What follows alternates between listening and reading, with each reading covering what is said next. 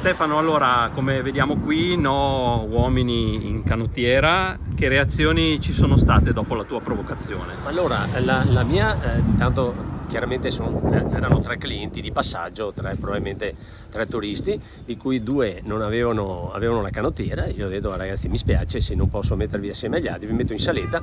Se avete una t-shirt di macchina, ve la mettete, una maglietta, che così facciamo più bella figura, anche perché c'erano 8 signore e credo che sia Decoro, positivo insomma. e un po' di decoro avere una maglietta addosso.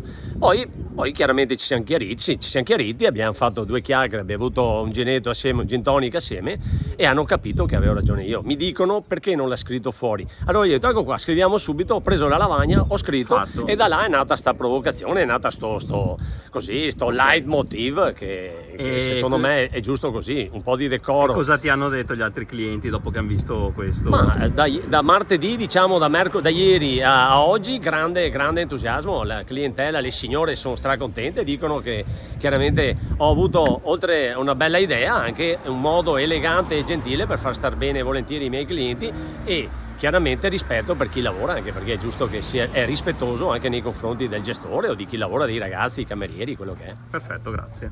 Prego.